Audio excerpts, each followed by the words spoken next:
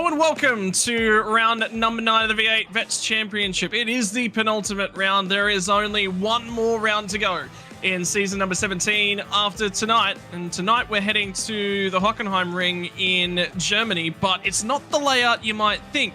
We're going to be going round the outside, as it were, of the arena section, the first arena section. I think it's called the Mercedes arena section.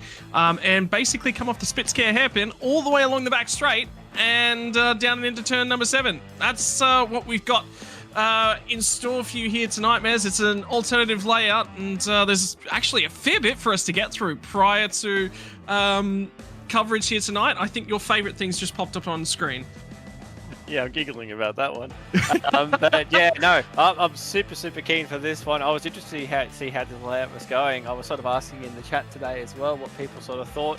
Seems a bit of a mixed bag, but yeah, it's generally going to be interesting to see. We've removed that Mercedes arena section, so it's created something interesting. Is that we've probably lost maybe an overtaking spot in one section, but we've gained it in another spot, and it's a spot that you typically would never really get an overtake done unless the car in front of you made a mistake. So it's interesting. You have a very slow corner and then a long run up to a fast sweeping right-hander. So to try and get passes done there, it'll be very interesting to see how they can do it tonight. Yeah, so the red line down on that back straight, that is the normal, that is the regulation layout whenever you come to the Hockenheim ring. But talk us a little bit through this one, Mez. Turn 1 is incredibly important here. The risk of off tracks is just so high. Yep, absolutely. And if you nail it, it can give you so much time. Every time we've come here in the Porsche Cups, GT3s, I think if you've come here in GTP once before, you've got to use as much of that inside curb as you can, because it just opens up that corner so much more, and you have to use the exit curb. So you'll see the green section, especially when we go live tonight, you'll see the green section on the exit of 1. You have to maximize that, use every bit of it, because that creates a much quicker run down to turn 2. But yes, like you said, if you just step that little bit too far out wide, it's such an easy off track to get, and you'll rack them up really quickly, especially in that corner there. But yeah, it's a risk versus reward in turn 1. Gains you a lot of time, but can obviously, if incident points are at play, can be very detrimental further on. And unfortunately for most of the viewers that are watching along, and indeed a lot of the drivers are actually out there on track because they will be a little bit older. They'll remember the old layout that heads out through the forest. It was a famous layout. I loved it, and from every other game that I've ever played, is it's something. It's iconic. It's there. It's not used anymore. And don't forget, down the middle of the track, you got the Porsche Experience Center located in the center as well. So there's lots to see and do at the Hockenheim ring. But now onto the race information. How does it fare here tonight from the strategy? In terms of things, we're going to be going racing for 200 kilometers, which is only 46 laps, mind you, starting at just a fraction under the half capacity on the tank, 50 liters in the tank, all the way up to the maximum capacity, 111 liters. We've both said that we love this change in the way that it's all been put together. Fuel looking to add about 116 liters across the journey. That's about 5 more than that maximum tank capacity. So, the half, it'll be fractionally after the halfway mark before you can sort of get home. In terms of things here tonight, critical lap for your second stop, lap 16. So that's what they're looking to get to. So there you go. I've already stuffed the maths up. We're only a couple of minutes into this, and we've already got it wrong. That's what the graphs are going to look like here tonight.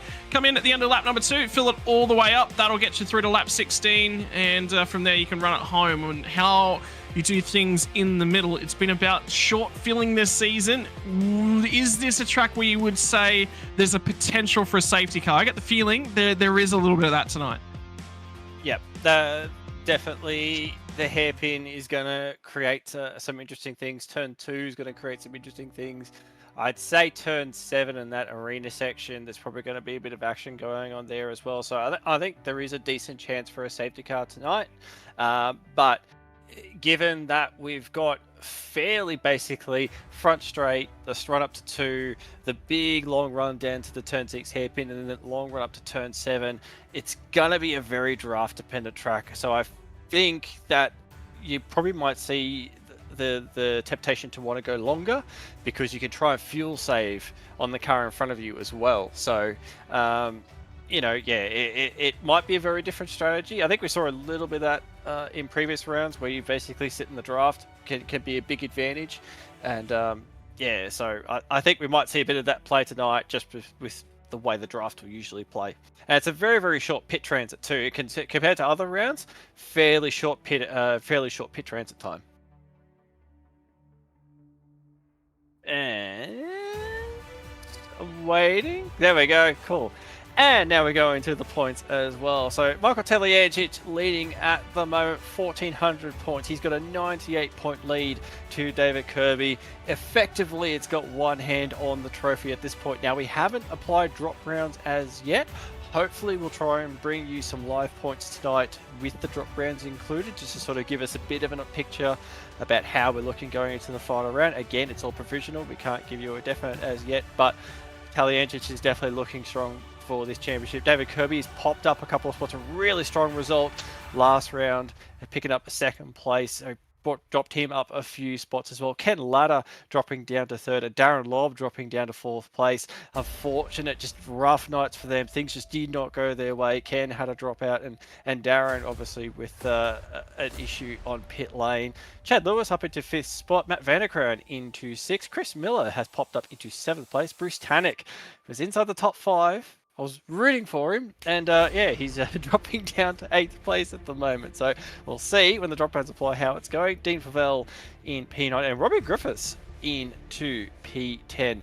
Biggest movers at the moment will be John Latham and Blake Delaney, and Stephen Kennedy and Tim Nicol. Biggest shakers dropping a few spots down 8 there. But more importantly, Mez, I think you were the one that actually pointed this out. Have a look at this championship battle from split number 2. Oh, sorry, my apologies. We're going to have a look at the bubble. My apologies, ladies and gentlemen. There was a little bit of miscommunication there. This is the bubble. The top 20, remember, qualify automatically back into top split of the next season. This is how close it looks. 971 points is currently the buffer. If you're above that, that's how many points you are above that line. If you're below that, well, that's the marker that's on it. There's 3 drivers circling in those middle 30s. 2 points covers Jason Fewens all the way back to Stephen Kennedy, and Scotty Van Loon's back there at 53. Drop rounds to come in and a part of that one, and they will be applied after tonight's race as well. Tonight's the last round that you can take your drop round. Must participate. You must take your points from round number 10. Looking over to split 2, and Mez, here's the interesting one for you. Yes, so yeah, something we were sort of having a quick flick through prior to coming on broadcast, and yes, look at the battle. Now, this has a wider ranging implication. So the top 3 in split 2 will automatically get an invite into split 1. Now, top 3 look fairly settled, but it's the battle for top position. There is 5 points between first and second, 5 points between second and third.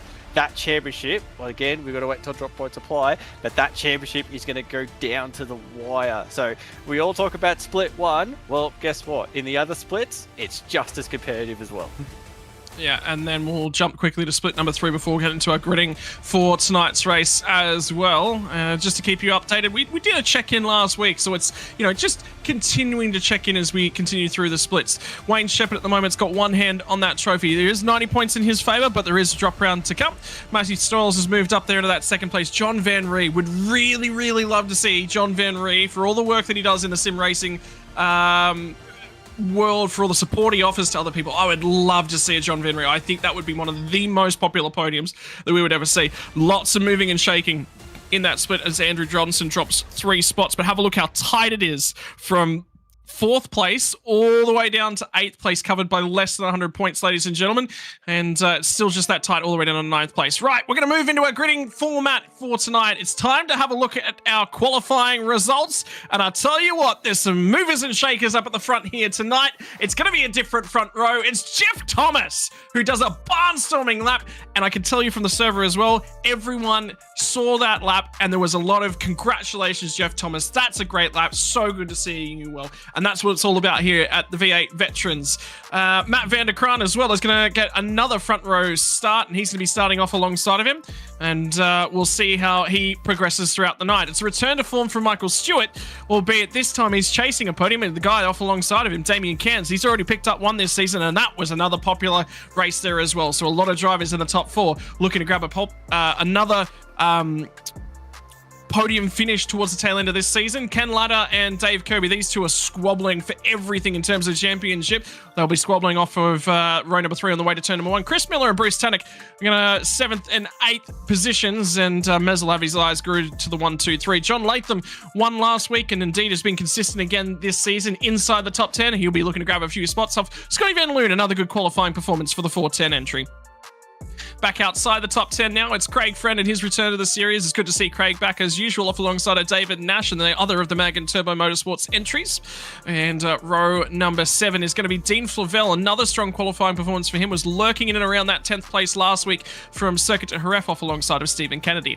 In 15th and 16th, it is going to be Tim Nicol. A good qualifying performance from him, and it's the other one of the JWME Motorsports, his teammate on pole for Travis Hunt. A little bit deep in the pack, but he's only half a second off of the pole time. That's how close it is. Michael Talianchi's deepest qualifying performance thus far this season. Last time, a couple of weeks ago from Laguna Seca, got turned from a similar sort of position on the run down to turn 1. Will it be the same again here tonight, off alongside of Rex Zebra? Toy Stone Street has had a couple of flash in the pan sort of finishes. It'd be good to see him continue that streak. Michael Quain rounds out your top 20. And we'll flick over to P21. Christian Smart out of P21. 22, Scott McCune. A row behind will be Chad Lewis out of 23. Greg Sharp will be coming out of P24. Stephen Banks will be starting out of P25. Alongside him in P26 will be Chad Vigor. Then we'll go another row back. Chris Blanchard starting out of P27. Matty Parker alongside in P28, as we'll head another row back again.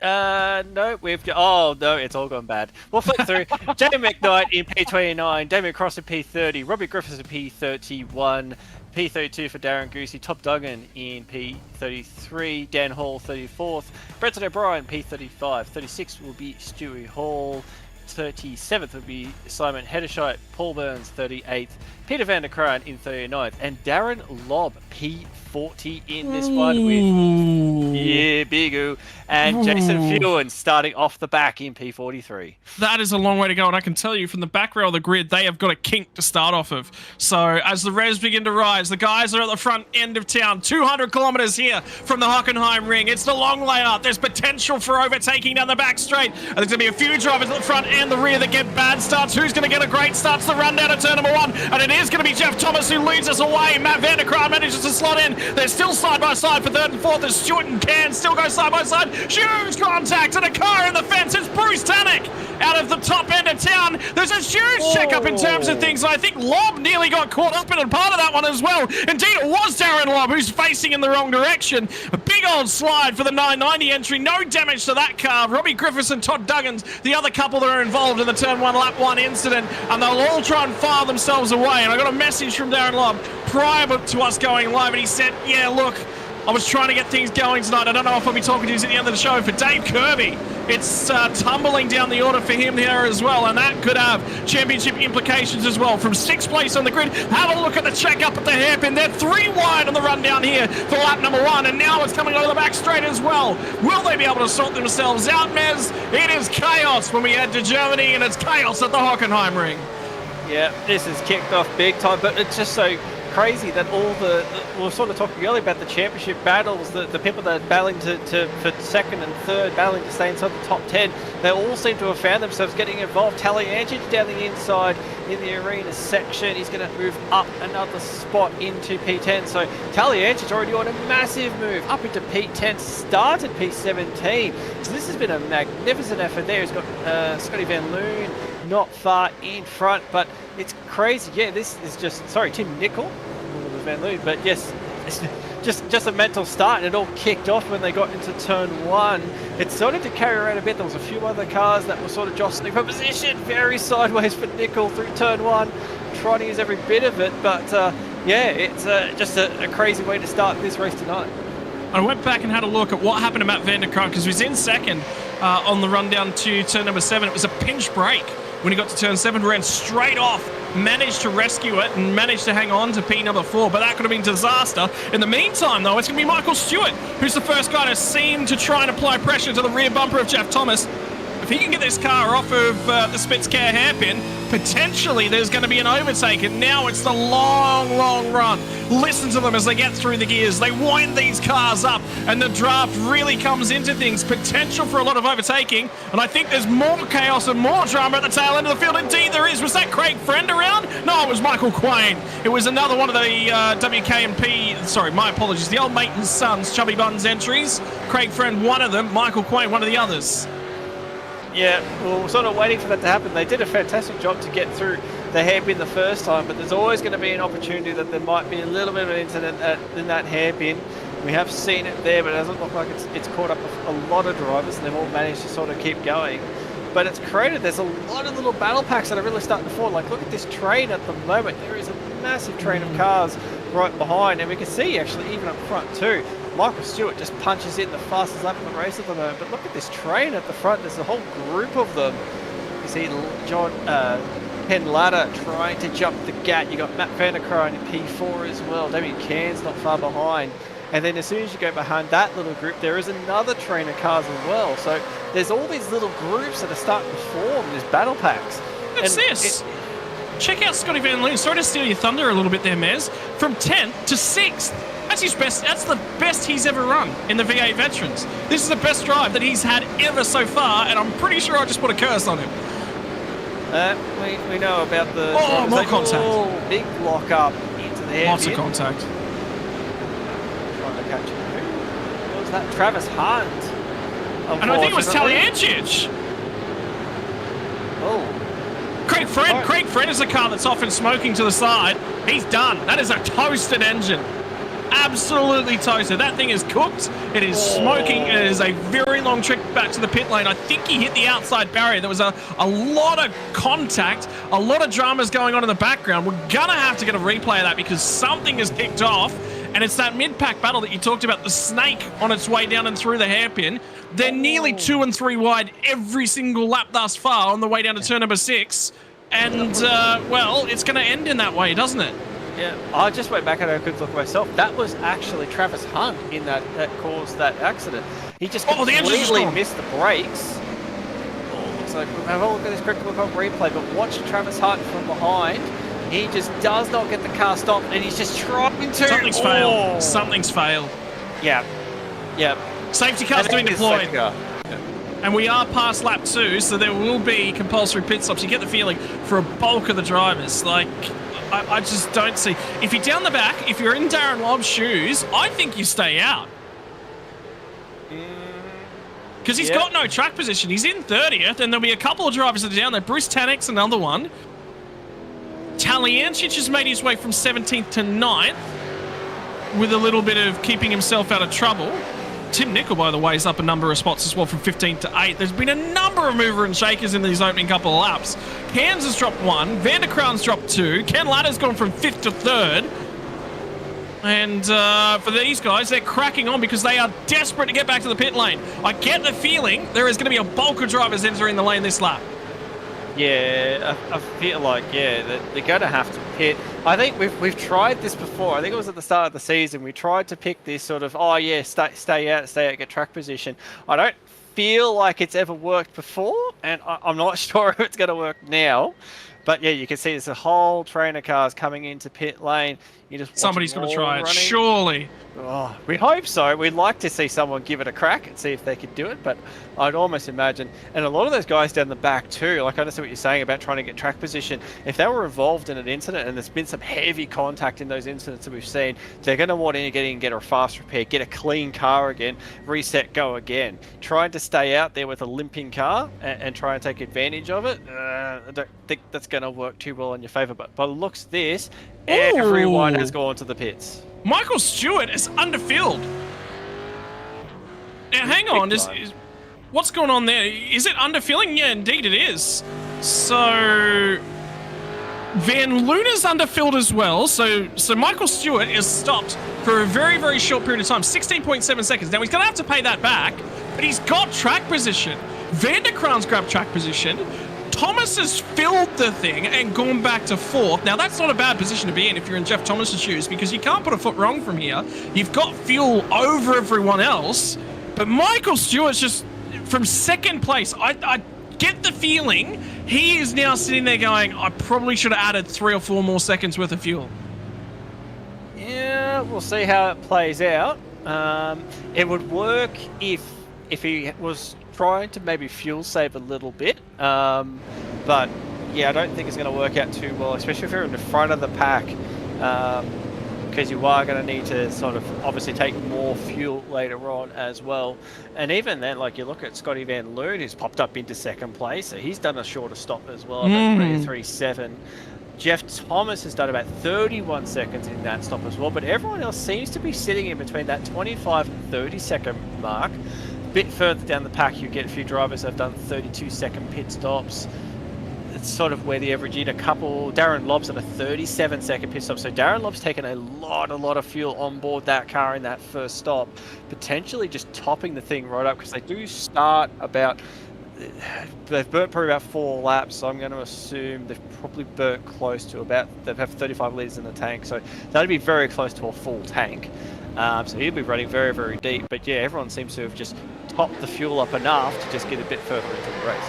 So this is the replay from lap 1, turn number 1. And have a look at Dave Kirby down the inside. And Tanek is going to elbow him, and they're 4 wide effectively. And then Chris Miller's on the outside of that and just goes around. That's how Tanek ended up in the grass, because he kept coming back across. And Kirby's on the edges of the road. And then there's just more drama. It was Bruce Tanek involved in that. So if Bruce has made potentially to the end of lap number 2 and then done his first pit stop, Bruce Tanek doesn't actually require another pit stop. Now, he's about 10 laps shy of getting home. Dan Hall gets down the inside. A little bit of a window opens for him, and then he just gets tagged as everyone runs out of space. And that's what's caused the scattering. But there is chaos, and that was Darren Lobb going backwards across the track, across in front of everyone else. So that unravels everything that happened. Lap 1, turn 1. And now we've got a little bit of a question mark on our lips about what's happened up and down the order, and I'm sort of wondering. I'm going to go back and have a quick look at Bruce Tanek's lap times. He did not pit, so his first pit stop was under the safety. So everyone's normalised on the pit lane strategy. It's just how much fuel did you take? Yeah, exactly. Sorry, she was really quick calculations that come later. Yeah, Darren Lobbs is definitely going to be a full tank run. My fuel numbers basically way off on that one. It's over-calculating by a fair bit, but Lobb has definitely taken a full fuel stop. We're looking at roughly probably about 90 litres for Stewart, about 100, so... McKnight gets in the back of someone there in the middle of 6. So that's parked Quain at the apex, and Quain's done the best thing he possibly can, which is just sit there, because you can't do anything at lap 2. When the whole field's getting down there. That's Taliancher's getting down the inside of Van Loon, and McKnight sent that from a country mile back, and there's no way Quain could have expected him to get down the inside, and that's just chaos, just trying to get... who's been around Quain? Excuse me, sir. We were just talking about how good Michael Quain was to sit on the brakes and park it there. Who's the other car that has just pulled straight back out? Matty Parker, I think you are going to have a trip to the steward's office, and you might be sat in the naughty corner for a little while. Quite catch that one, but yeah, we're gonna go back and have a, and then yeah, I'm not sure. Is that? It's got to be a failure. I think no, he's on the brakes. He's got in deep. I think that's just a. It's easy enough to do. Just a little miscalculation. Just got in way too deep. You can't pull it up at that point. But yeah, that's. But it does look like from the outside you'd almost swear that was a failure, because the amount of knots he got into the corner. I'd almost say he knew he made a mistake, and the first thought was, oh, well, just gas it and try and shoot across the curb. Go into the... He had to go for a gap. Runoff area. Yeah, go for a gap, go into the runoff area. He just hasn't timed it right at all. So, but yeah, it's a very... Usually use the car on the left, some walls on the left-hand side as your brake marker. If you're already looking at the car in front and trying to pick a spot where you can go for a dive under the brakes, it's so easy to lose track of where your brake marker is, especially on the left-hand side wall. And then, yeah, once you've missed it, you carry so much pace in there. Once you've missed it, that's it. It's game over. You're not really ever going to pull that thing up enough in time, and you just sort of, yeah, what he might have tried to do is, yeah, find a gap in the car. Oh, he's gone early. Go. Yeah, safety car's in pit lane. We are back under green flag racing, and for Michael Stewart, he's going to lead the way, albeit a huge question mark over Michael Stewart right now. He hasn't filled the tank. We're looking probably, I reckon we can get, what did we say, 16 to 46, a 30-lap run. to get home. Well, he hasn't taken anywhere near that. I reckon he's probably going to have to pit somewhere around, or let's say about lap 30, 23 laps from now. Or so, 24 laps from now, and we'll see how that one runs out. But they're all going to restart in single file. And it's the run down into turn 1, turn 2, and they settle themselves in. The benefit for Craig Friend is he is still only 1 lap down, so night not over for him. Fast repair consumed, and back into the race. But for now, Michael Stewart leads the way, the least fuel of anyone on board, and he is going to absolutely try and punch that thing as far out as he possibly can. And Van Loon is going to go with him.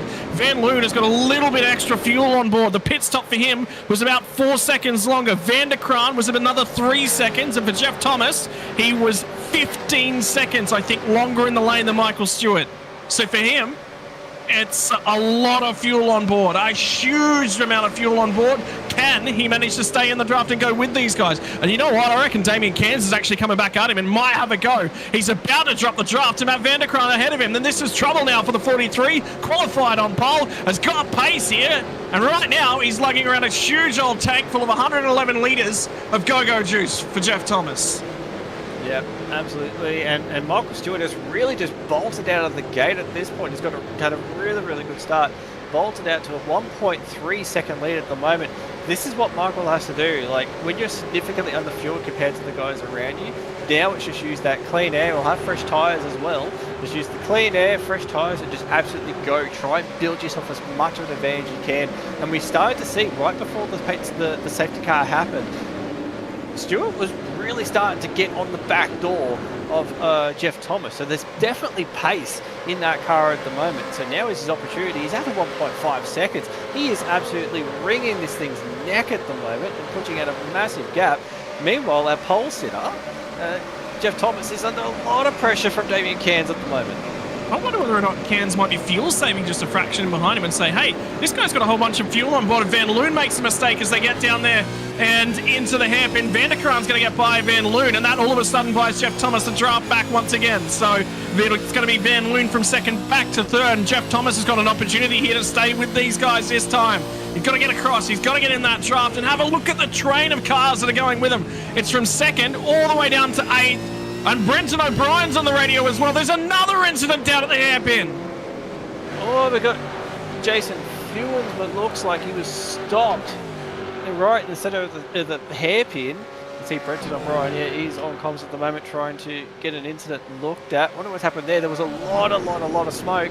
Like, camera in game flicked to it for a second, so something's happened down there. Hopefully we'll get a replay to have a look at it. There it is. So we're watching Jason Fewens, and lock up. Big lock up there. Has Jason might have stalled it as well, and tried to go around the outside, got cut off a little bit. So I wonder if, Jason just stalled it there, because, it took him a while to get it back up and running again. That car was, parked there for a fair while. I was assuming exactly the same thing. And Bruce Tannock has been black flagged. So that is for lap 1, turn 1 from Bruce Tannock. That is the incident, lap 1, turn 1. He'd come across on Kirby and spun across and called all the hullabaloo in behind him. So that's what that penalty's come through. They've got a lot to review here, because this is a great track for racing when done right, but in the thick of the pack, let's say about 20th all the way back to 35th or so, they are just nose to tail. And I think there's another incident on this lap down at the hairpin. Yep, Christian Smart, you see coming back onto the track just over the curves. And look at the amount of position. Dean Fulvel's engine's gone. Dean Fulvel is trying to get out of the way of everyone else, and no one can see him. This has got huge potential to cause drama. There's going to be somebody blindsided at the minute. There it is. There was no opportunity for Travis Hunt to see him whatsoever. If he had veered across the track, he would have caused more drama, and now Travis Hunt's caught up in this whatsoever as well. Fulvel's going to have to tow. This will be safety car number 2. Yep, definitely have to be. We can hear them calling it now. They're definitely going to be a safety car.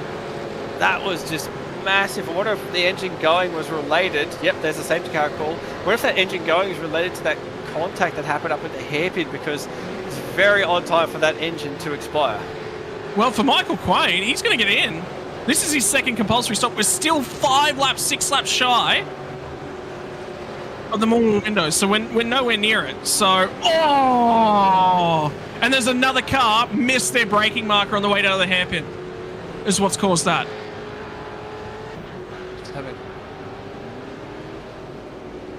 So 14, yeah, so, sorry, just real quick, I have to quick look real quick. 4 laps short of being able to get off the magic number, as they say, to get home from there. So these guys will have to do one more stop. It will be a very, very short stop.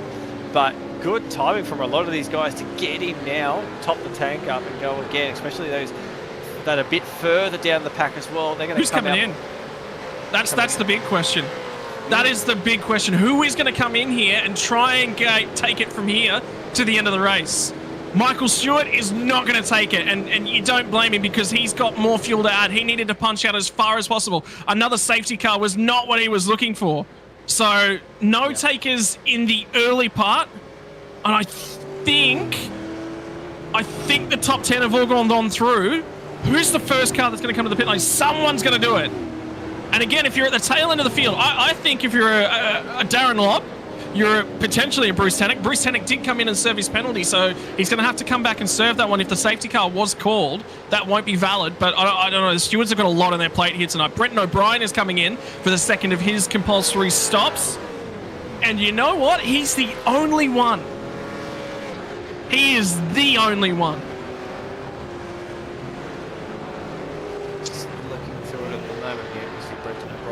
But he's the only one that I've seen at the moment that's, except for the ones we spoke earlier. So Darren Lobb was one of those. Michael Quain was another. Quain is actually the leader of those groups that actually has pitted to go, pitted to go further, not all the way to the end. They're not quite there yet. But majority of drivers, Darren Goosey in 31st was, Bruce Tan. Sorry, it's updating at the time. I'm trying to catch up to it. P33, Jason Fewens, believe, is the one of those that hasn't taken on the required, hasn't gone to that second stop. So you're looking about 33 drivers that have stayed out, have done the one pit stop, and they just stayed out and haven't actually gone for that second stop at the moment. So there are a lot of drivers that are going to be, there's a lot of, the bulk of the pack's going to sort of sit on the same strategy, so to speak, but it's going to be interesting to see how the guys down the back, how they can sort of flip it. They've got to get through the field too. This is the other thing too. Like, yes, they've only got a very, very short pit stop to get themselves home, but they're still disadvantaged because they're down the back of the field. They're really going to have to try and work their way through the field to try and maximise this advantage that they've given themselves. But Mez, Brenton O'Brien and Homestead Miami. 2 words that go together. Nearly an identical situation here. And O'Brien's just come back in to fill that tank. If I'm in this queue again, and again if I'm at the tail end of this queue, I'm coming back in every lap. I'm putting every drop of juice that I can possibly get in this thing right now, because we saw how well it worked for Brenton O'Brien last time out. A couple of weeks back now, but the last time that we ended up with a strategy like this, O'Brien went forward as a result of this and got a huge result for himself at the end of things. I'm a taker. I don't know if you can do it though. Like, the difference between here and Long Beach had lots of opportunities where you can breathe off the throttle, save a bit of fuel. You can't here. You've got so many long, massive straights that you're just burning fuel through because you've got to go flat out. You can have a massive lift off into the hairpin, potentially a massive lift off into turn 2. That's a lot of fuel you've got to save at that point. Can we go on board with Travis Hunt as well? So this is the incident. Christian Smart just gets down the inside again, looking for the gap. There we go. Yeah. Now, from Dean Flavel's perspective, that's what it looks like, and that's what's caused the engine to put itself in dire straits. But have a look on board with Travis Hunt is the next thing, because he's going to be completely blindsided. There is a slow car. Normally in real-world situations, Mez, and you would have been in these ones, you'd have a white flag displayed to say that there is a slow car. Look at Travis Hunt's visibility. He can't see a thing. He's just seen a big old puff of smoke. He can't see a thing. He's looking for a draft. He's got a draft there. That car's aware that there's a slow car up ahead of him, and for Travis Hunt, where'd he go? There's nowhere he could have gone. He had a car to his right-hand side. He had to try and find the gap, and Dean Flavel's, there was a half gap there. But where does Dean go? I'm still actually impressed with Travis and what he's done there, because he's managed to slip right in that gap. Because at that situation, like it's not uncommon to just freeze and say, oh well, and send poor Dean into the next solar system. But he's managed to find that gap and squeeze through. It's definitely done some damage. I wouldn't be surprised there's a bit of front suspension damage as well. There should definitely be some aero damage on the front of that thing, is what you can see it there. There's going to be a lot of front aero damage to the front of that car at the moment. That's going to be a real pig in a straight line. But still, to not cause a much bigger incident, yeah, he's done a good job to remain calm and just slot it through that little gap against the wall. I was going to say, if there was one more safety car lap, I might try and grab Travis Hunt and ask him how he's doing at the moment, but there's not going to be. And you can just see a little bit of a, it is what it is, shrug of the shoulders and get back to work. But for Michael Stewart, he's now not in a great spot. Let's have a look deeper in the field and see who's come back down the pit lane. Guess who? Guess who? Guess who's come back down on lap number 11? Sorry, end of lap 10, start of lap number 11. To fill that tank up. And remember, we're only a couple laps shy here, so he's in with a shout. It's the same guy as what attempted the fuel strategy from Homestead Miami. It is the 26 of Brendan O'Brien, and it is about to unleash yet again.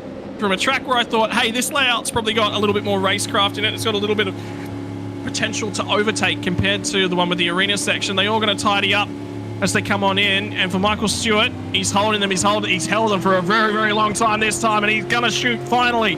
Gets back underway. Matt Vanderkraan is underneath his rear wing. Vanderkraan's got 7 seconds worth of bonus fuel on board, and we'll see how close that he's able to stick to the rear bumper of the 919 entry. And Van Loon's already being harassed by Jeff Thomas on the run down to turn number 1. For Van Loon, he's 11 seconds less of fuel that's been added to that car compared to Jeff Thomas, so it is all on here.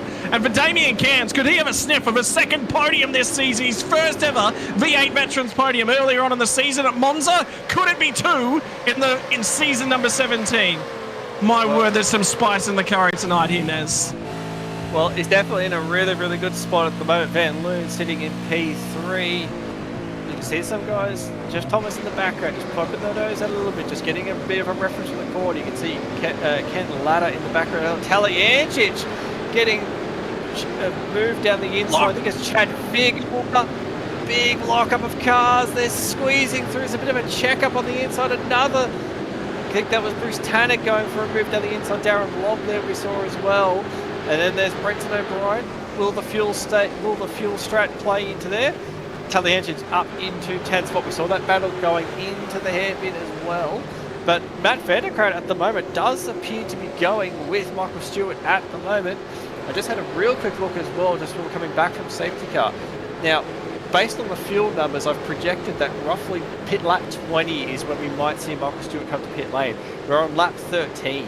He has not got many laps at all to try and punch that gap out at the moment. He might have saved a little bit of fuel under safety car, so there might be maybe 21, lap 22, saved a little bit of fuel there, but there's not a lot of time for Michael Stewart to really punch that lead gap at the moment. I don't know, it was a big gamble that he took on the fuel, by the way. Huge gamble from Michael Stewart, and unfortunately that second safety car, if there was only the one safety car, it'd be in a great spot and he was starting to skip clear, but unfortunately for him, the second safety car's kind of undone a lot of that hard work. Scotty Van Loon's now a second back off of Matt Vanderkraan, so it's going to be a 2-car breakaway at the front end of this thing. We look deeper in the field for Jamie McKnight, floating in and around 12th spot in the battle for 12th, who involves another 4 cars as they all try and get down on here into the hairpin once more, and it's going to be trying to get down the inside. I think that was Stewie Hall that gets to the inside. A big lock up there from one of the cars as well. Might have been Chad Lewis. Manages to hang on to the spot. Stewie Hall doesn't nick a spot back from Tim Nicol at the moment. And they're all trying to slot themselves down in. The fuel strategies, ladies and gentlemen, they're absolutely all over the place. The one car we know that is in huge trouble in terms of fuel is Michael Stewart. He's got the least, I think, of the entire field, and not far behind him in terms of how much fuel they've added is Scotty Van Loon. He's huge in the pot as well. So there's multiple cars here in big, big trouble. And as we keep our eyes on this little battle pack as well, there's another big old brake lock, and it was Jamie McKnight that time as they come down to the turn 8 and in through the arena section. This is going crazy from Germany. I think we need another German round on the calendar for next season. Yep, the more the better. Did someone say Nordschleifer? Anyone? I No, think about thank you. it in the background. That'd be good.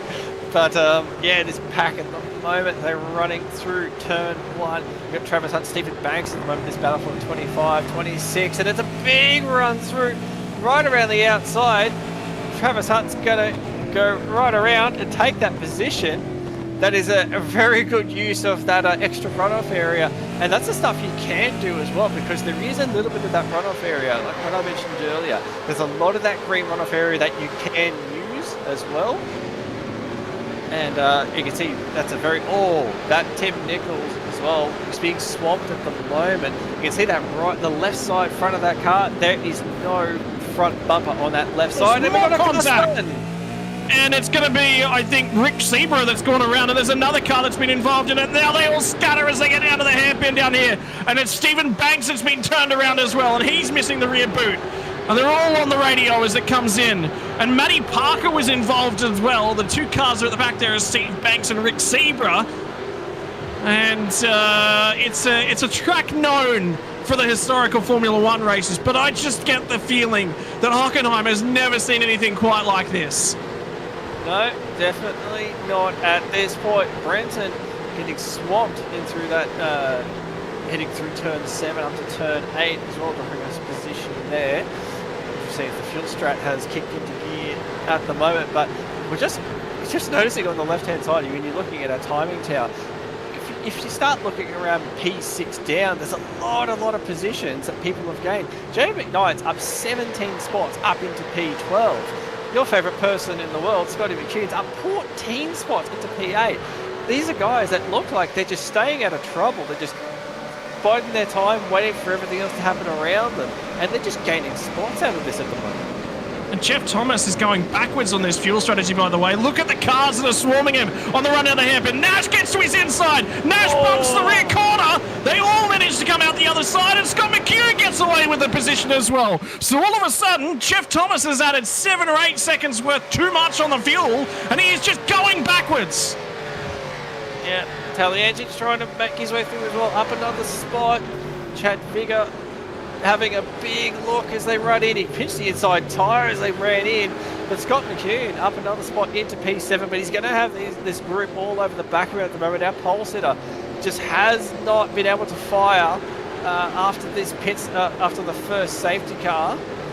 And now it's working out pretty good for Talianchich as well. He's, like I say, qualified P17. He's managed to get himself back inside the top 10, but now he's just biding his time at the moment. Like I said, at this point with Talianchich, all he's got to do is really just keep banking points at the moment. The second in the championship, David Kirby, down in 17th spot. So there's a lot of points that is being given up for that second place fight. Ken Ladder up into P5 as well. So that's also keep an eye on too, because Ken Ladder's also battling for P2 in the championship. So there's a few little interesting battles going on. Yep, so Jamie McKnight's been awarded a drive-through penalty, and it was for contact on lap 2. And Travis Hunt's just been issued a drive-through penalty as well, and that was for lap 3. So they're still kicking on with the safety cars. The problem we've got, Maz, and I think you can talk through it quite well, is that when you're conducting an in-race safety car, when you're driving a manual safety car, that just eats up all your resources as a race controlling group. You've got to make sure the safety car procedures are followed to a T, because it costs everyone a great race and it creates more dramas if it's not done properly. But whilst you're doing that, you can't review incidents. And have a look further up the road as well. Tim Nichols still struggling. McEwen gets back to the inside on the run down to turn number 7, the kink into Mobil 1 curve, into the arena section. And this is this fuel, and Talianchich is right there and amongst it as well. And for Tally and Thomas, they are nearly on identical fuel strategies. The fuel is so close together, and so good is the battling that's going on. There is just so much up and down the field. That's what's causing the drama, because everyone's on such divergent fuel strategies. Anything can happen. Michael Stewart's got the fastest lap of the race. Van der Kraan is now having internet issues, just to add something else to it.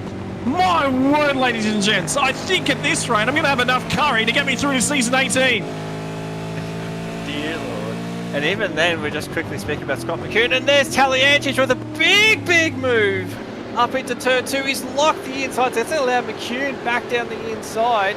I was having a real quick look at the pit stop times. McCune was 25 second against Talianchik 32 seconds. So McCune has a big stop advantage in this one as well, which is probably helping his straight line speed. Talianchik still fighting hard at the moment as they run down into the turn 6 hairpin. There's contact up ahead. Van Loon got all out of shape at the hairpin. And he's now called that one in on the radio as well, so we'll see what's going on there. And I think it's Ken Latta that's running the back of him. He's pinched a break at the apex. There's contact between Latta and Cairns. And then that's straight in the back of Van Loon. My word. Settle down, boys. Settle down. And have a look at Michael Stewart and Matt Vanderkrant just skipping away at the moment. Having a quick look in, into the rear. Go back again and have another look. So Ken Latta going for a move down the inside. And inside front. Bang, there's the contact. He checks up straight away. Don't think there'll be much said from race control on that one. He's got out of it. Blanchard's now on the radio. There's more. There's more. And there's more contact going on again. And I think it's Steve Kennedy, it might be, that's gotten into the back of him. No, it might be Tim Nicol, actually. Cars going everywhere. You can see Tim Nicol looks like he's gone for the pit lane as well. Chris Blanchard. And there is cars going everywhere. Just everyone's trying to find a gap, try and find a way through as they run into turn 1. Blanchard's trying to put him up on the curb, and there is the contact. Stephen Kennedy gaining position out of it. And then there's Jamie McKnight. You can see the headlights flashing there. And this is the drama that went on down at Mobil 1. They were nearly 3 wide. And there's contact to the rear end of the car there, and there was sort of a little bit of communication back and forth, which has resulted in Tim Nicol getting a post-race penalty for comms abuse. It's all getting a little bit heated here in Germany, albeit they're actually heading into winter over here. Not quite there yet. We are half a month away. Big dive! Oh, no, that is a big accident. That's involving more and more cars. That's it. That Crane's engine's dead. Crane is not moving at all. I can't even form sentences at the moment. This has just gone all off. There's Michael Quain. He's got back going again.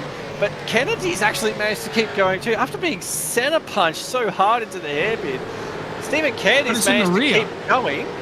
No, he was punched in the side. That was hard side-on contact, which actually might have saved him. You'll be surprised. Sometimes getting drilled right into the side, if you can avoid the suspension, just get a real drill to the side of the car. No, he's got a meatball. There's meatballs for both Steve Kennedy and Michael Quain. So they're both going to have to come to the pit lane. Then there's a drive-through penalty that's just been issued to Stephen Banks. We're moments away. You get the feeling we're mere moments away from getting our another safety car here tonight. The pit window to make it to the end of the race has now opened. Was that Matt Vanderkrant? No, it's Chad Vigor. My apologies. So somebody else has gone. I need to get myself. I think if you're in one of these battle packs, the best thing you can possibly do right now is either start saving fuel or go in the opposite direction and just go, all right, it's crazy, but we've got to pit. We've just got to get in. Speaking of Matt Vanderkrant, he is dropping big time. He's just watching his ping at the moment. It's skyrocketing at the moment. Matt Vanderkrant, I was keeping tabs on Matt Vanderkrant because based on what we're sort of seeing at the moment, especially looking on pitch strategy, Matt Vanderkrant was looking in a very good position to actually probably take this race, but it's going up and down. I think he's gone. No, he's still in. He's still popping in and out. He hasn't completely gone yet. But if things keep going the way they're going, Michael Stewart might actually be on. He has got to give a fair bit of time back in the second pit stop. But it seems it's getting better now. Yeah, it's coming back down. It's about 150, 91. Yeah. So it's still on. Like I said, it's still on for Matt Vanderkrant. I think at the moment, based on the numbers we've got, he is likely going to be the effective leader when all this shakes out. But even then, Michael Stewart's not going to be far off this either as well. So it's hard to see how this race is going to go. It's definitely going to be between the front two at the moment. Damien Cairns sitting in P3. He's also sitting in a pretty sweet spot as well, but he's also got to give back a fair bit of time. Ken Latta is the next one. 30-second stop. He has taken more fuel than all the cars in front of him. So that is going to be a significantly shorter stop, but we'll see how that plays out. But I still think that we're looking at Matt Vanderkruijt potentially for the effective leader in this one.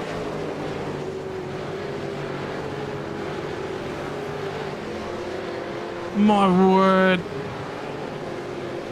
I was about to ask. So, He's still breathing, mate. He's still breathing. Yeah. I'm just trying to catch things for a moment. I'm trying to look up and down the field because we've got to sit down and take a little bit of stock of everything that's going on at the moment. All right, let's talk pit lane transit times and pit lane stop times at the moment. Matt Vanderkruijt, 23 seconds. He's got a fair bit of an advantage in terms of things, but have a look at Ken Latta. He's not all that far back.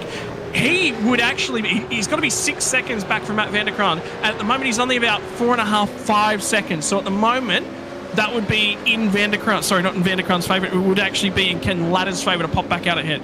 Stewart's just not done enough. That, plain and simply, he's got to disappear down the road. He hasn't done enough, and I think he might be starting to come back a little bit to Matt Vanderkruijt. In terms of things, Damien Cairns done a reasonable job. He's going to slide as this race goes on, but he's giving himself a shot. Have a look at Dave Kirby as well, who was deep in the field after those opening lap incidents, has kept a clean pair of heels, as is normally his case. He, after 4 tyres locked up on the run down to the hairpin, he is back to 15th. And I tell you what, unfortunately, ladies and gentlemen, with all the chaos and drama, we're actually planning to have ourselves a moment of silence for the loss of Eddie Klimowitz on lap number 21. We've been scratching to find our heads, so we're going to do it on lap number 23, which is the next time past the flag. And I tell you what, Michael Stewart is on his way into the arena section to start that in just a few moments. So on lap number 23, we're going to take an opportunity from everyone here at SimSpeed, from everyone within the V8 Veterans community, to thank Eddie Klimowitz for all that he's done for us as a community over the last couple of years and the contributions that he's made. And unfortunately, to farewell a friend to many within the sim racing community. And this is all for you here right now, Mr. Eddie Klimowitz.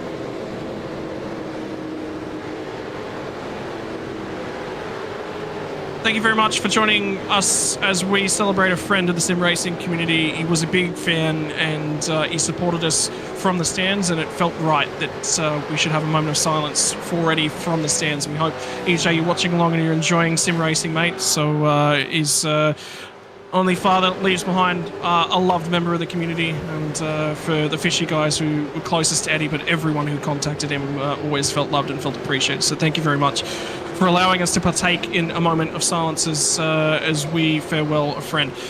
In the meantime, pit stops have started for the second round of pit stops. There are a number of drivers who have already come in for their second stop. One of those is Michael Stewart, and Dan Hall followed him into the pit lane as well. Dan Hall's going to jump a number of spots as well. There's a couple drivers up ahead of him. Jason Fewins and Chris Munt both had to serve drive-through penalties, so they haven't served their second pit stop. But the one driver who already has is, I believe, going to be was Chad Vigor, who's actually popped out after his second stop ahead of Michael Stewart. And I'm getting some more words. Peter Vanderkrum was in the pit lane for a black flag as well. So I haven't seen any incident point black flags at this point in time yet, Mez. But with turn one, you get the feeling there might be some towards the tail end of things.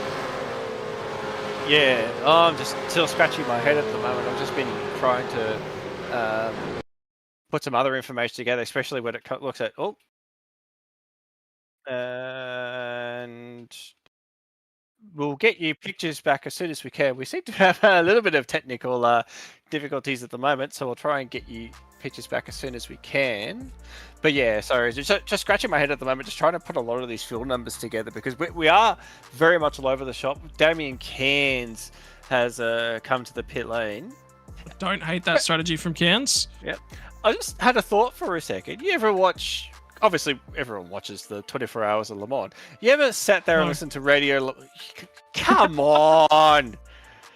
Yes, I was about to say radio-style broadcasting. Yes, we're going to have to give it to radio-style here tonight from Hockenheim Ring. I knew where you're going, Mez, straight away. I wanted to throw you under the bus. When don't you throw me under the bus at this point? But anyway... the numbers I was trying to pull together. So we're looking at this battle. What I'm really keen on at the moment is this battle between Matt Vanderkraan and Ken Latta. That seems to be where I think the lead battle is going to come from. And as you sort of clicked on earlier, and I had to go back and revise my field numbers to make sure I was sort of on the right track. At the moment, they're about 5.2 seconds between both of them. Looking at the fuel numbers, there's roughly going to be about a 6-second difference. So at the moment, it's going to be very, very line ball when they pit and who's actually going to get out in front. So the undercut's probably going to be a big key factor here. We did see from earlier pit stops, Michael Stewart pitted and then has fallen into traffic as well. And he's having a big old hassle trying to get through the traffic. At the moment, we're just seeing on screen, on my feed at the moment, he's having a hard time trying to get through. So the undercut's probably going to play a big factor. But then we also got to calculate too that we also had a safety car as well. So there would have been fuel saving happening under there. So a lot of our projections are going to swing around a little bit where we think this might play out. But it is definitely, I feel at the moment, that the battle for the lead is going to be between Matt Vanderkraan and Ken Latta, and it's going to fall very, very close. I think it's probably going to fall more to Ken Latta, just based on the numbers we have at the moment, but it's going to be very line ball where it falls. Okay, so for the meantime, ladies and gentlemen, it is going to be Matt Vanderkraan in the 180 entry that does lead the way. He leads the way currently by about 5.3 seconds. Oh my word, there's going to be another safety car at this point in time, because Michael Quain is buried in the barriers at the hairpin at this point in time. So for the 57, it's been a terrible night for Michael Quain and the old mate and sons entry. And the next issue is going to be, how does this change everything up? There's a few drivers who've already come to pit lane. Let's talk through them at this point in time, because it's Michael Stewart and the drivers that are in and around him. Damien Cairns in behind him has already completed his second stop, as well as Stephen Banks. And the guy that's the first one in the queue that's completed their second stop is actually Dave Kirby, who got out ahead of Chad Vigor. Chad Vigor was the first driver to come down and do his second pit stop. So as everyone's going to dive to the lane, this is going to neutralize the pit lane strategy. Dave Kirby is all of a sudden in the hot seat, the third safety car of the night here from the Hockenheim Ring. Mez, my word, it just continues to get more exciting as the night progresses. It's just, yeah, I wish we could bring some pictures at the moment, but yeah, no, You can see Matt Vanderkran's in the pits, Ken Ladder's in the pits as Everyone's well. in. Everyone's going to be boxing this time around. To be interesting to see where Dave Kirby comes around. As you mentioned, he's the first car that's pitted all the way to get to the end. Now, tyres are going to be a very, very big question mark. I'd almost imagine that he's going to pit just so that he could get fresh tyres on the car. Jeff Thomas, but he's going to have the better position inside pit lane. Matt Vanderkran as well, if he could get out in front as well. The thing is, he was out on his own. He genuinely had really, really good pace as well. So there is still a potential for that to go his way. And we're seeing him roll out of pit lane at the moment. Jamie McKnight. No, he hasn't pitted. In front. McKnight, Sorry, he hasn't pitted. Yeah, he hasn't pitted. So, Taliancic, Ladder, Thomas, Vanderkran. That is your top 4 at the moment. David Nash is your effective top 5 position.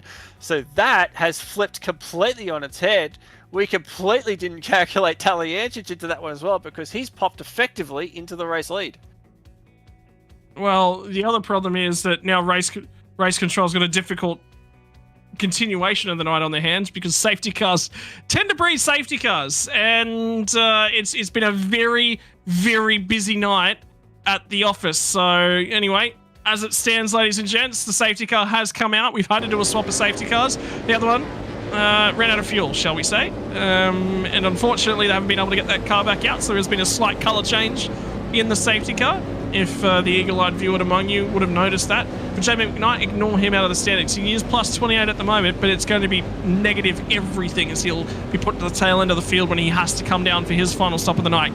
Michael Taliancic, after being deep in the pack this entire time, now resurfaces as your effective race leader, and Jeff Thomas is back to 3rd place. Can he finally clutch that podium with both of his hands and potentially get one away from the big guns here tonight? And the other driver to be somewhat aware of as well, Matt Vanderkran, still sitting in 4th. It's open for him. David Nash is in a great spot. Craig Friend is up a number of spots as well. The order, it's nearly as if somebody's just taken the order, thrown it into a bowl, and just shaken it. Because, ladies and gentlemen, it's shaken, not stirred. Wait for that one, but no, it's crazy how much this has changed. Michael Stewart, obviously an early race leader after we sort of had those first couple of safety cars, down in 15th spot. So that strategy has just completely been ruined by that second safety car. So he's really going to struggle to get a result here at all. Ooh. Excuse me, should have had that beep before broadcast. So there's a few positions. Craig Friend's going to make his way down pit lane as well. But yeah, it's just crazy how much this is just sort of jumbled around at the moment. Why has Craig Friend come back in? Not sure, yeah. Unless something happened at the pit stop, maybe? Didn't take fuel or something? I'm not quite sure. Yeah, that's a long pit stop. Unless there was contact between him and Michael Quain. His pit lane exit is closed at the moment. Oh, big trouble, big trouble. Oh, that's gonna. Oh, wow, he's gonna merge. Well, yeah, they haven't announced that the pit lane has actually been reopened. No, that's the thing. Pit lane is closed, so that's a big mistake there from Craig Friend. He'll try and. I'm imagining he's going to try and drop to the back of the field, but there would definitely be a penalty in that one. It's blatantly just exited a closed pit, so there'll be a penalty in that one no matter what. And there's the whole pit exit open, yeah. So it comes down to whether where within the queue he was actually expecting to pop back out. So it depends whether or not the pit lane exit line is at the end of where the lane itself exits, or a lot of series actually use that blue line where it's denoted on the track, or where the blue cone is as the pit lane exit line. So in essence, he's ended up in the right spot. But if you remember back to the Bathurst 1000 this year, in Garth Tander. Remember, Garth Tander got a penalty. Even though he had redressed the position, there was no provision within... This is just a quirk of the Supercars rulebook, and the Supercars from real life, by the way, guys. There was no provision in the rules for him to redress the penalty. The only thing that the stewards could do in that circumstance was... They hated it. They didn't want to do it. but they had to issue him a penalty because redress wasn't an option for overtaking under yellow, which is why Gartender took that penalty. It would be interesting to have a look at circumstances and policies and procedures, because it's really, really important when you go car racing to have all these things in place so people don't get hurt, number one, and number two, everyone knows what it looks like. In the meantime, safety car is pulling off, so Jamie McKnight will get control of the field. He has led laps now here tonight, and we'll see what he can do from here, but curious decision, that one from Craig Friend. There is no benefit in coming back to the pit lane like that. It's down, definitely sounds like something did go wrong. Just because, as I said, there's no other option there, but interesting to see how this goes. Jamie McKnight has track position at the moment, but he's going to have older tyres. I think he might have enough fuel, potentially has done 2 pit stops, but tyres are going to be a big question mark, and he's going to have 2 of the fastest drivers in V8 vets at the moment right behind him as we get ready to go back to green. Well, John Latham's not all that deep in the pack as well, as he waited until halfway around the second last corner and then went from there. So McKnight will lead us back to green and on the run down to turn number 1. What have Vanderkram? What have Jeff Thomas got for these guys? What has David Nash got? Because there's an offering for a podium here as well. If he can find a little bit of glitz, a little bit of glam, a little bit of something in the final stages of race number 9 for season 17 of the V8 Veterans, one more round to come next week. And for some of these guys, it's every opportunity to podium. Have a crack, because by no means is it a slouch series being the over 40s club. There are still some really quick drivers, some impressive drivers out there, such as Michael Talian. She goes to the inside of Jamie McKnight for the race lead. The fresh rubber to the inside. There's a pinch break there, but he's got the job done on the way out the other side. Now Ken Ladder's going to try and hunt him down. Yeah. It was a very good... Oh, Chad Vigor around. Michael Stewart involved in that one as well. He's slowing up, so I think he's trying to redress that position, and that is a lot of positions lost out of that. You just take the penalty at that point. Yeah, your conscience will get to you, and the first thing you'll think is, oh, I shouldn't have readdressed it. But in hindsight, you're probably right. You probably should just soldier on it and cop the penalty with how many positions you're going to lose out of that one. But Chad Vigor will get going again. Look at how far they've dropped back in this one. It's going to be so hard to recover back, redress the position. Michael Stewart putting his hand up and saying, yep, that was clearly my fault. But yeah, that's massive effect on a massive effect on the result for them tonight. And unfortunately for Michael Stewart, look, the benefit of that is at the end of the day, you can stand up and you can go, yep, I redress, because it's the gentlemanly thing to do. And I think that says a lot more about Michael Stewart. You know, it's racing. Contact's going to happen.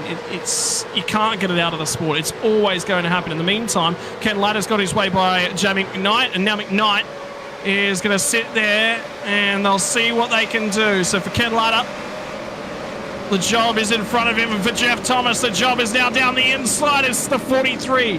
Gets to the apex, it's out the other side, and there is a little bit of contact. A little bit of beating and banging. Jeff Thomas doesn't get the job done this time, and now that's going to potentially compromise his run out the other side. For Matt Vanderkruijs, does this now present an opportunity? And for Jeff Thomas, that's what the view backwards looks like. He's trying to get himself settled back in. Shake it out. Settle your way down into turn number 7, and now he's a little bit closer. Todd Duggan's made contact with somebody deep in the pack as well. Travis Hunt was caught sideways. You can see on screen at the moment, does not appear to be going anywhere at the moment. He's done. Is there an engine? There is an engine. No, he's going again. Ooh. I was going to say, we're going to get another safety car. We've had 3 already tonight. Don't want to get another one, boys. We want to get this one to the end. So he has got going, but yeah, I'll have to see what happened there. He was facing the wrong way completely as well, so something big has happened out of the head. Look at the face, though, of Travis Hunt in that stream shot, and the webcam tells it all. He just says sort of a shrug of the shoulders, yep, that's happened, there's nothing I can do about it now. We'll get back on and we'll see what pops out the other side. This will tell the story, and that is Michael Stewart down the inside. Get the feeling Jack Vinegar might have actually pinched him a little bit. Was he required to leave space? No, but there was a hole there, and well, race car drivers, where there's a hole, the car's going to fill it. Tricky for you to see that one. I think the question mark will arise is, was there room left, and did Michael Stewart come out and run in and cause contact? Because I think that'll be the big deciding factor, is whether or not he did not hold the inside line. We can see that dive down the inside. This was the battle for P2. Ken Ladder got that done very nicely. And we'll soldier on down the road now. We'll have a look here. This is what we're looking for. What happened? Oh. It's the curb. Yeah. Unfortunately for Todd Duggan. He's just lit it up on the curb and it's fired him back across the... He's had wheel on it when he has lit it up and back across into Travis Hunt, and that's why Travis Hunt just sat there. There's nothing I could have done. Oh, Michael Stewart has received a drive-through penalty for the contact with Chad Vigor. He readdressed it because, well, he probably knew a penalty was coming his way. And it is still the gentlemanly thing to do. McKnight pits now, comes down through the lane for Michael Stewart. Tonight, where a podium was in the offing. He's only had one in the series. We got to witness it near tail end of last season. And unfortunately for him, on a night where he was looking good, where he was looking quick, where maybe he didn't play the pit stop strategy right, there'll be a lot of lessons that you take. That's all you can take away from tonight, isn't it, Maz? Yeah, there's... sorry, just having a quick look at a replay at the moment. Looks like Ken Ladder looking for a move. Well, he got it done. No, he did. He's actually ahead. Done. And Talyancic rolled out. Massively. Yeah. Is Talyancic... He's not got enough fuel. Either... Well, it could be two things. One, he underfueled to get track position. And two, as we sort of said at the start of this, he's got one hand on the trophy at this point, so you don't really need to battle. You can comfortably sit at second and still bank points. So, yeah, it could be either of those. But, yeah, at the moment, Ken Ladder popping out in the lead. The other side, did he intentionally just let Ladder go by? Is he sitting there and going, I don't think Ken Ladder's got enough fuel to get to the end of this race. So, good luck, Ken. I'm not punching the hole in the air for you. Ken Ladder was in the pits a lot longer than what Talyancic was. Talyancic was a 13-second stop. Ken Ladder was a 16.9. So, yeah, if anything, you almost half think that Talyancic is very liable on fuel and decided to just fall in behind. But he's not really that close at the moment to really be effectively saving his fuel. Ken Ladder just looks like he's got the pace at the moment. He's just starting to edge this out little by little. First sector times are about even, but Ken Ladder is definitely already pushing a bit of a gap out at the moment. There is a little bit of saving going on from the cockpit of Michael Talyancic, and all of a sudden, Jeff Thomas might be finishing one step further up on the podium, and have a look who's behind him now as well. John Latham has been on an absolute mission, restarted 7th. There was one car ahead of him that he didn't need to overtake. That was Jamie McKnight. That's now jumped out of the way. So effectively 6-4 since the restart. Vanderkrant is starting to go a little bit backwards. But John Latham's on a surge. Could he potentially get in and amongst it and take this away from Jeff Thomas, potentially away from Talyancic? John Latham has been on a massive resurgence. At the start of the season, I think it was just more bad luck that was sort of costing John Latham. We saw at the end of last season, sort of when I just hopped into this broadcast, Kirby all over the back at the moment of Chad Lewis. But John Latham, we knew he had pace. We saw that at the end of last season, but just things have not gone his way. Now we're starting to really see the pace come out from John Latham. And this battle for positions further back is still going on. And, Scott McCune was very, very wide at the final corner. That's presented an opportunity. It was for Darren Lobb to get the inside at turn 1. It's not very often that you see a move done at turn number 1. So Lobb from the rear of the field, from 40th, on a night marred by safety cars, marred by incidents, was facing the wrong way after lap 1, turn 1, has gotten his way all the way through to 13th. And if that doesn't sit down and show you, ladies and gentlemen, what is possible on a night filled with incidents, on a night filled with dramas, yeah, you're going to have some luck. Yeah, things are going to go your way. But Lobb from 40th to 13th. That is a mega drive, and it's not on. It's still on. It's not over just yet. It's down the inside. It's to 12th at the moment. He's got to get the run out the other side. Chris Miller's on his outside. It's still not done. Miller's going to have a tow as they get down this straight. And Darren Lobb's not offering him the quarter pedal for that little bit of side drafting action as well. They're even still as they get halfway down this straight. Miller finally is going to back out of that one and just says to Darren Lobb, yeah, here, take it. It's to 12th. It is 28 positions gained. Now, could that become above 30? And David, Kirby as well also managed to get past Chad Lewis in that little battle as well. These two is worth focusing on because this is that battle for the final couple of spots on the championship podium. So Talyancic's out in front. Ken Latta, this is going to work out well for him. Currently leading David Kirby, sitting at 8th spot. But that third place on the podium is really going to be battled out between Darren Lobb and Kirby. And this is working out fantastic for him at the moment. He's got cars between him and Lobb, but Lobb is coming. That's the thing he's got to think of, is Lobb has pace at the moment. He is coming hard at that group that he's battling with. What did you say? He's behind. Chad Lewis is in behind Dave Kirby? Well, for reference, on the last lap, Darren Lobb took a second out of Chad Lewis. Now, that is obviously a little bit of racing impacted. But for the meantime, as McCune slides a little bit down the order, and we get a little bit of another look at this battle between Scott McCune and Chris Miller. John Latham's got down the inside of Jeff Thomas at the hairpin, by the way, ladies and gents. So it's going to be John Latham to 3rd spot. And he sneaks that one away. So Jeff Thomas now starting to, to ail. And here comes John Latham as well. And we're not done yet. We've still got 10 laps at the conclusion of this one. There will be another 10 laps. There is time for John Latham to win this thing.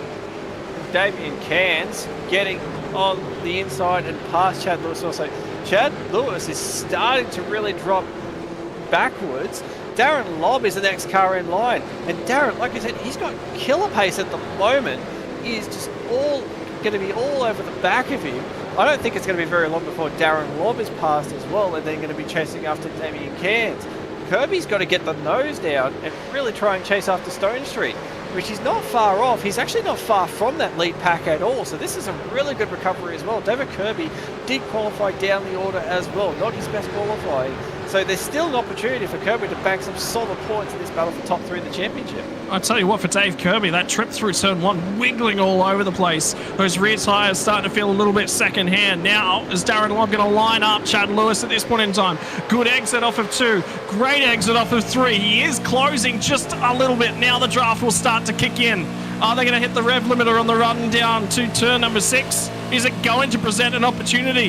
Is there going to be time? Is there going to be space? A little bit of a fake to the right-hand side. That forces Chad Lewis the cover to the outside right now for Darren Lobb. He lines it back up, and Lewis does not get a great exit. He's up and alongside, and the draft is going to be in the favour of Darren Lobb. Lewis is going to squeeze him. The job's not quite done just yet, but by the time they get to turn 7, it's now 10th spot for Darren Lobb. P40 to P10 plus 30. What a night at the office. Yeah, it was just, Chad was trying to defend that position. You can see that, we just saw it on the camera, the inside of that car just bobbled a little bit. That's where he's grabbed that inside curb, and that's just prevented Chad from being able to get back on that throttle. And yeah, Darren's just said, yep, thank you very much, just get on the throttle nice and gently, and boom, gone. So, fantastic job by Lobb. If he picks off 1 spot a lap at this rate, he's actually going to end up on the podium. So it's a big ask. It is not an easy ask by any stretch of the imagination. I think there's another car out. I think we might have another safety car. Oh, Peter van der Kruijs out in P34. Where is... No, he's okay. He's okay. And Fewens as well around. He'll get going again. That whole sequence has let me perplexed because you can see Peter van der Kruijs off in the sand trap. Tim Nichols has just decided to go straight across the track. You can't cross the track over there. There's no barriers protecting you. And then we've seen Fewens around it. Oh! Was that Blanchard? That's Blanchard. Blanchard. Oh, that was a bit of a hit. Go back and have another look. Chris Blanchard has already been sent to the naughty call by stewards tonight. Oh! Oh, he's got into the wall as well, so that's going to damage the front of the car. That's going to have some hefty damage on the front of that. Can I have a quick flick back and look at Tim Nichols? Oh! Just overshoots it. And oh! Is that Rick Zebra? I think it was, yeah. Oh my goodness, that's just gone mental in the space of 30 seconds. Just everything happened. Made it easy for the replay at least. Man. It all happened, it happened in the same part of the track, exactly. Or one after the other. Didn't even have to pan away. Didn't have to try and find anyone else. No, it was all there at the same time. This is a great drive by David Nash. You've got to sit down and respect this one. Yeah, sure, the other guys around him, you know, have done a phenomenal job. But for David Nash, when, you know, everything's going on in and around him, when there's been a lot of chaos in the field here tonight. I think he's been one of the shining stars. This will be his best drive of the season by far. And top 5 is not done yet. There is still an opportunity in that. Dave Kirby's starting to really crawl up on the back of Troy Stone Street, albeit both of them run a little bit deep at turn number 2. And now for Darren Lobb, it's another one that he's looking to pick off. It's going to be the 88. There is no opportunity for a draft for Damien Cairns, and Darren Lobb clears him nice and easily. And as we just said, yeah, Chris Blanchard's already been punished by the stewards once tonight. Well, how about twice? Because he's got himself a drive-through penalty for that contact with Peter van der Kraan. Yep. And, a bit of okay. Cairns with a bit of a flash of the lights there, which is interesting. But, yeah, it sort of, you get that impression that I think a few drivers have sort of said, you know what, Darren, we're just going to let you go at this point. Because, yeah, the pace in that car at the moment's pretty good. Well, forget that. He's one of the top 3 fastest cars at the moment on that last lap. Forget that. I think it's actually the chaos that's going on tonight. There's a few drivers just going, yeah, I'm not going to be a part of it. Oh, Chris Blanchard again. Yeah. Let's see. Yep, we're going to go for a quick replay. And is it going around? So we'll see how it looks. Is that Tim Nickel? Oh, no. Don't get these two guys in the parking lot after the race. Oh! And he's just gassing up on his own, just trying to get on the throttle. There was a little bit outside the contact, but it wasn't anything major. Chris has done a good job to get that thing out of the way, avoid any other further contact. But yeah, there's just a little bit of just tiny contact as well. So, but just going back up front as well, and this is really closed up. John Latham has closed up massively. He's right on the rear bumper now. The pace at the moment coming from John Latham, he was actually faster than this group in front. Did a 30.3 compared to Talianich, which is 30.4. I can't even see. And he's actually taken 3/10 on the most recent lap, John Latham. He actually took 3/10 of a second out of Ken Latter on that lap. So he does have a little bit of a toe, which is helping. But let's have a look at this is where the points stand as we currently sit. Kirby would slide 1 spot backwards, so he would need a little bit of help in terms of those points. Sorry, my apologies. That's completely wrong. My math is wrong. Chad Lewis is picking up the spot. Chris Miller's not. And there's been more contact from the 199 as well. And was that a tow just request? I think that was. Oh, Matty! That's, you're not... Oh, there it is. There's the call for 6 to go. Oh, we are no. going to get a safety car. Oh, no. Oh, no. Oh. Can we switch the cameras off? This is just... Oh, man. What are we going to get for the last run? Wow. We barely had a safety car all series. We've had, what, 2 thus far this season? And we've had 4 tonight. Yeah, this will be safety car 4. Oh, man. Thank goodness next week is the final round. I reckon we're going to need a few weeks to get over this race alone tonight. This is just somebody want to reach out and tell these guys... Christmas isn't, we're not even in December yet. It's not yet time for the silly season, boys, in terms of retail land. But, oh man, this is mental. And it's just, who's going to have the pace? Obviously no one's going to pit, unless you've got damage or you're right down the back of the field, you might take a stab at a pit, but bulk of the field will not pit at this point. But, just, yeah, interesting to see what's the pace going to be like? Because we saw John was catching up. John had plenty of pace. Talianich, we're going to assume, may have been line ball in terms of fuel. This safety car helps him big time. So if he was line ball before, he should be clean out. He'd be clutching the absolute... Not going to say the word I was originally thinking of. I'm impressed.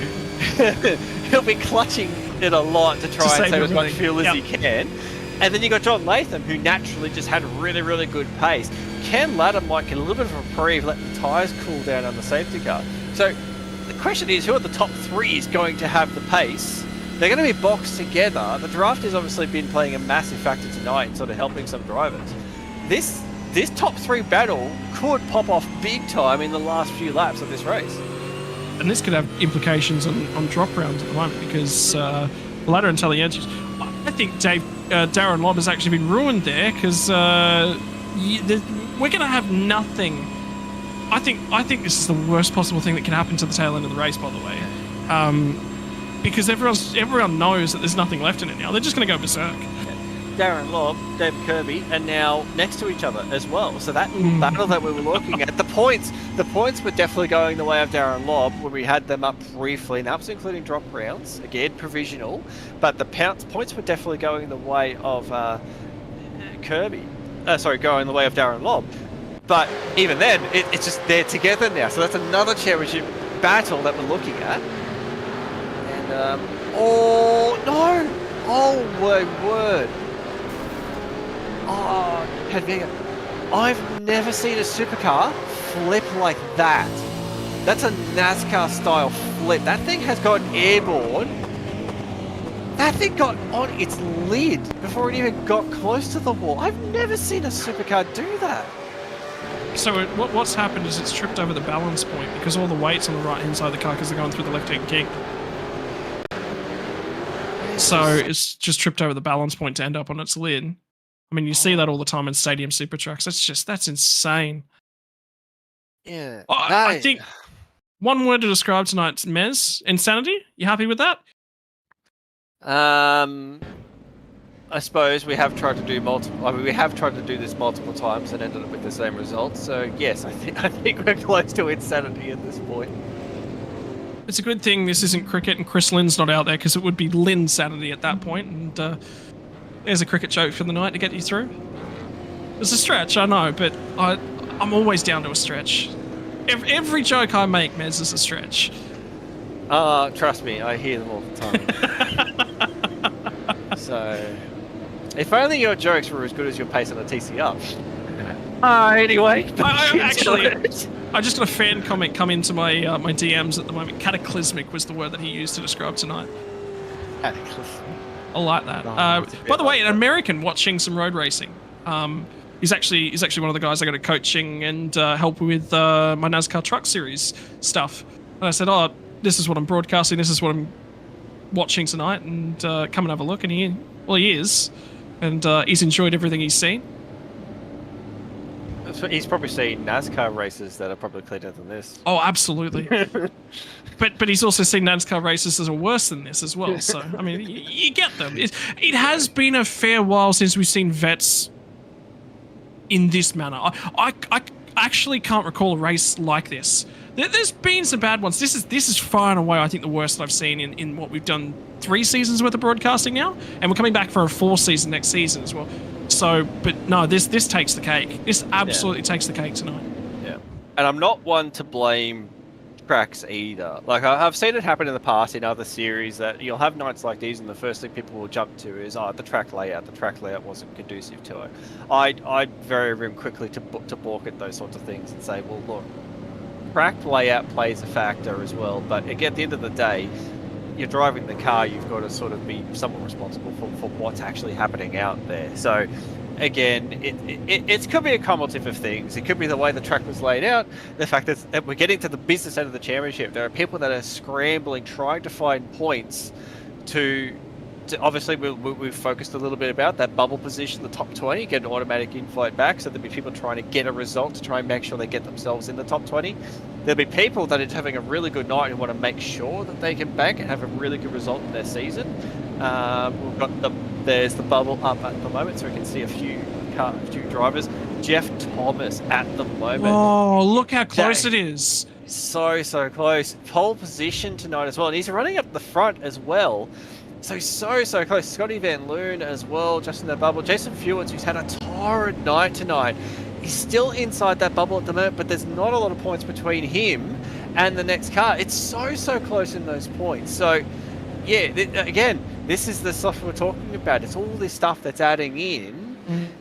You know, again, we're not trying to sort of excuse what's happened tonight, but there's just multiple different factors that are playing into it. You've got to put your hand up and be responsible. Yeah. Is the key, and I think that's what you're saying. So, like, it's yes, the hairpin here creates for I love the hairpin here because it creates an opportunity for an over and under. But when you go in there 3 wide, 3 or 4 laps in a row, everyone just, once you do it once, everyone's like, okay, that was kind of nice. It was good racing, whatever. Twice, okay, that's a little bit out of their hands. It's the 3rd and the 4th time. And everyone's just lost their head because they've just been under so much pressure repeatedly.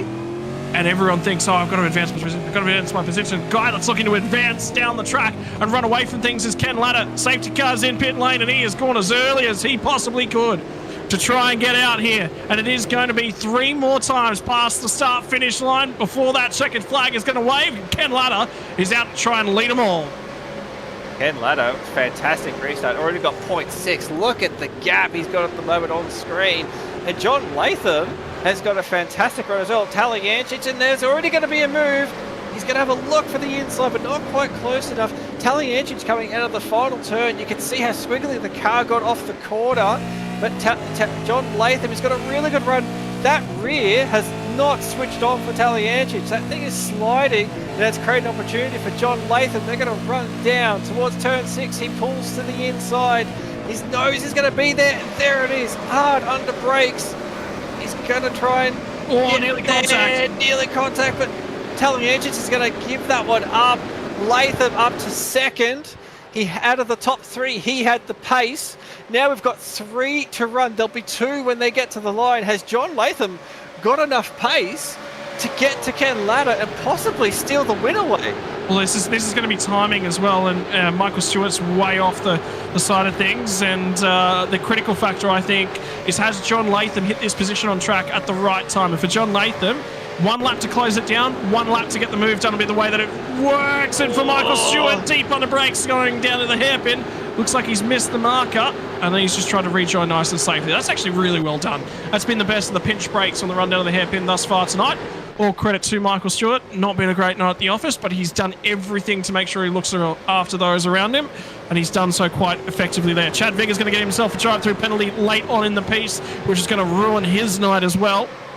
And now, for these 3 at the top, pointy end of the field, it's on. It's on for young and old, and in behind them it's on as well, because here comes Kirby. Kirby's going to try and get down the inside of Stone Street. Stone Street didn't settle at the apex there of 2, and now it's going to be Kirby who puts a car between him and Darren Lobb, and that will have championship implications when we get out the other side. Stone Street slow off the runoff of turn 3. Here comes Lobb. He's going to be sending it when they get down here to turn number 6.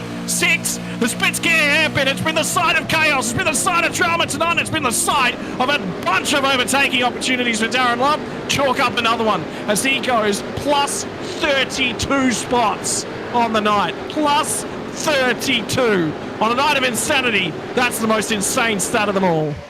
It's a phenomenal drive. Speaking of insane, John Latham just set the fastest lap of the race. He is on 18 lap old tyres. Those things are well past their use by date, and he is still punching out solid lap times at the moment. He is all over the back of Ken Ladder. This 100% is going down to the wire. John Latham has some massive pace up his sleeve at the moment. Talyancic is going with him. He's just going to wait and sit for this one. He doesn't really need to do anything, just bank the points. But if anything happens between these 2 in front, Talyancic is going to massively benefit.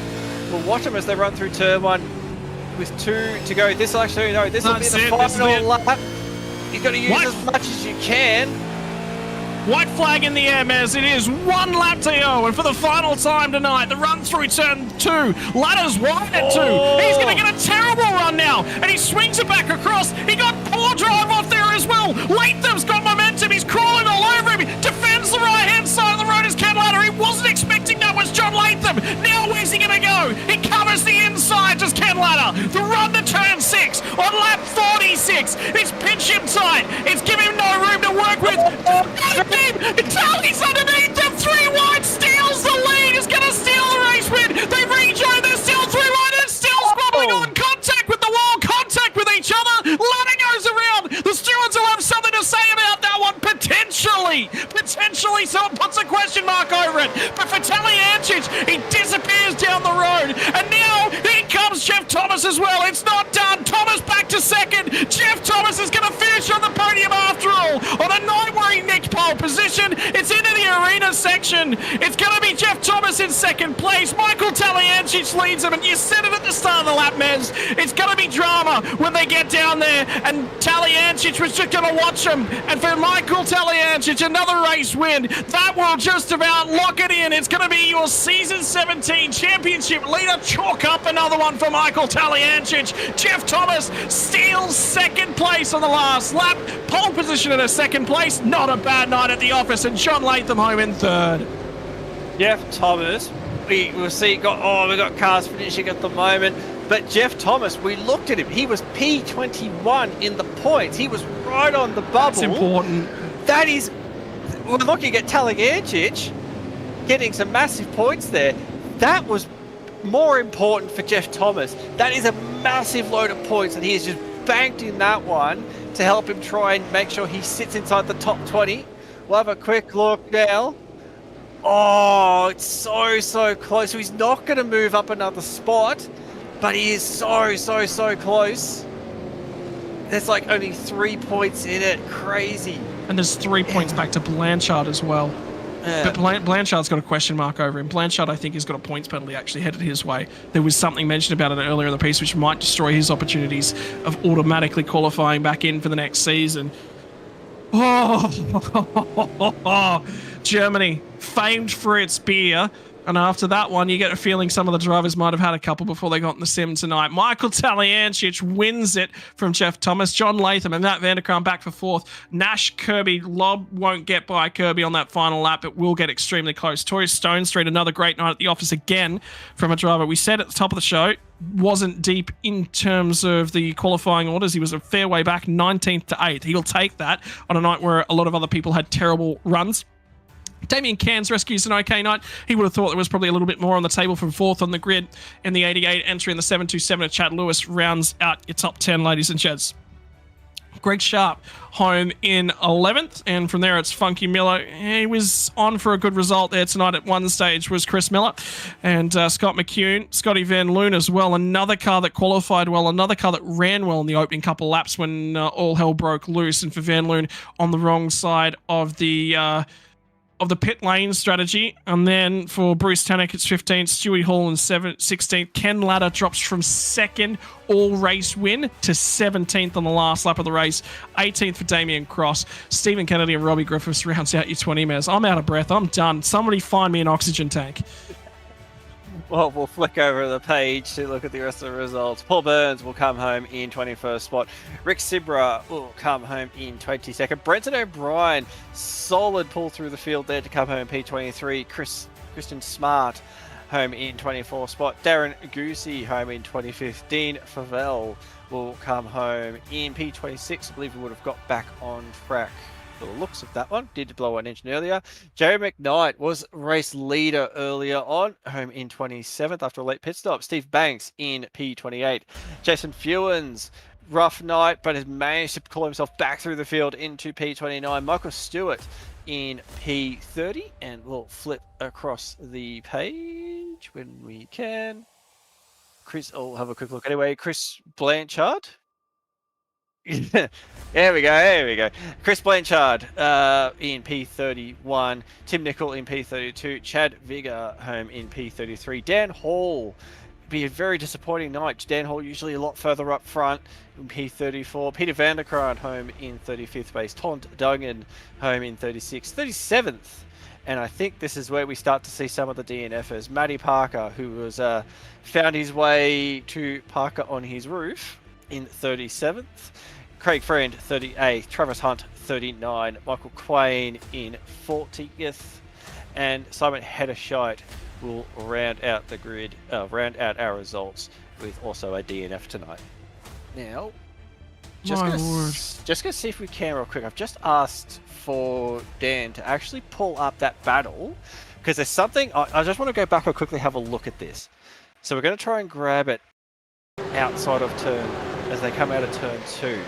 Now, hindsight is a wonderful thing, but I watched this as it was going down, and I thought that Latham just made a little mistake here when this was happening. So, bad run off the corner, Ken Latta. Now, Latham tries to go for the inside. Now, we all know Ken was going to block that no matter what. Should have ducked for the inside, because look at the run he's got. even after that blocking attempt, he still can get the car right up alongside. He had the pace advantage, he had the overrun. If he had faked and let Ken go to the inside, he would have flicked to the inside, would have had the inside line all the way to the hairpin. And there's that little bit of contact. That's just side on side. There's not a lot in that at all. It's just 3 cars trying to occupy the same space. But that run up into the hairpin, if John had gone to the inside, potentially could have had that job done by the time they would have got down to the hairpin. That could have been a very different result. But hindsight is a beautiful, beautiful thing. But yeah, just I saw that happening and I thought to myself that maybe should have played that a bit different. How was the heads-up driving from Taliancic, though? I agree with you. He had enough momentum. It didn't matter where he went. He was getting that job done when Ladder made the mistake. And there was a bigger hole to the left-hand side of the road. You had the feeling that Ladder was probably always going to mirror drive it in there a little bit. But anyway, job done. It's all signed, sealed, and delivered now. And it's for the drivers to review for themselves. We'll start from the bottom step of the podium and work our way up, and it'll be the man that was involved in that incident on the final lap of the race, and he was just talking to the guys that finished on that podium. John Latham, that was a bit of a wacky one from a Hockenheim ring. Yeah, I'd like to say sorry to Ken. I thought it was hard racing. Unfortunately, he ended up in the fence. It was pretty. I saw him coming in the window there at that hairpin, because I knew he'd gone pretty deep as well, and I was pretty deep. So I opened the wheel and just tried to get a good run so we could have a drag race down to the next corner. Unfortunately, I think when I've gone to come on, there just hasn't been enough room, and I don't know whether we've actually bumped or it's just lag or whatever, but that sent Ken into a bit of a snake and unfortunately ruined his race. So yeah, I'm sorry to see that end up that way. Yeah, especially after he looked like he had it in the bag till he made that mistake into the first corner in the last lap. And I thought that was a pretty good opportunity, so I took it. I don't think you can really blame me for trying to go for a position if it's there. If someone makes a mistake in front of you. So yeah, I think that was just more of a racing incident. Can't really fault either of us. Unfortunately, it's hard racing. Last lap of the race for a race win. What more do you want? Yeah, I'm not gonna just go, oh well, especially when I've got no championship to worry about. I'm not just gonna not send it. So what can I say? What I'm gonna say is sorry for how it ended. In terms of things, we were just discussing the mindset. You come off of turn 2 and turn 3, and you've just got that massive run. The first thought was you wanted the inside. We said, look, to be perfectly honest, if you'd gone to the left-hand side of the road, you had the momentum there. What was the call? At what moment did you go, I'm going for the right-hand side through Parabolica, through the curve in the first straight on the run down to the hairpin? Basically when I came off that corner with a lot of momentum than Ken, and I made it pretty clear I was going to go to that side, and he moved over, and then I kind of had to back out, bump him in the rear, and then I decided to go to the left side. So unfortunately it's one of those things. I think it was a bit of a late move, and there wasn't really a car width left there at all. I don't know whether, I think I'd have to go back and have a look at that, see whether, that was kind of just hard racing, or I'm not too sure there. But yeah, I possibly could have gone that side, but I thought, well, if I get up the inside there, I know I can probably get a bit decent drive off, block the apex a little bit. If you push people to the curb on the outside there, they get wheel spin and you can get past, make a pretty decent pass there.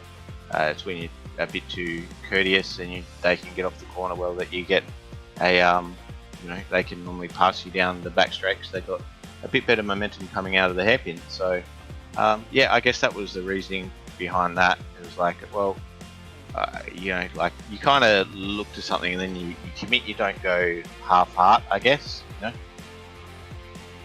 Yep. Yeah, it's just racing. Both decisions are correct and different opportunities, and that's just the way it worked out sometimes. It's always good to pick the brains of our drivers about racecraft, mate. 4 safety cars tonight. She was a little bit of a marathon there.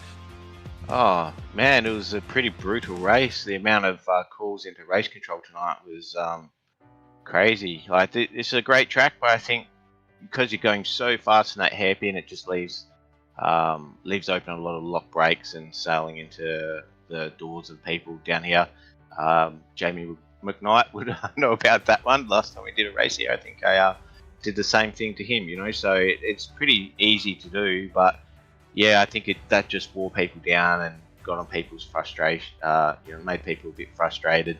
So then, when you're driving angry, you're obviously you're not going to drive any better. So yeah, I think it was just a little bit of a snowball for people tonight, unfortunately. Mate, finally, your opportunity to thank everyone that makes it possible for you and your father. It's always good fun when you get to come out and race in vets as a family affair. Yeah, thanks, guys. I'd like to congratulate Michael on the win. Also, Jeff on second place. Just didn't have enough momentum, obviously, to keep it. I kind of backed out to see where Ken was, and then I forgot about Jeff. And he kind of, it just had the momentum go around. So congrats to him. Thank you to the guys at Racecraft. Great supporters of us. Thanks to all the guys in the team. Thanks to you guys for the broadcast, SimSpeed, and also thanks to all the sponsors of vets and all the people behind the scenes that make the magic happen.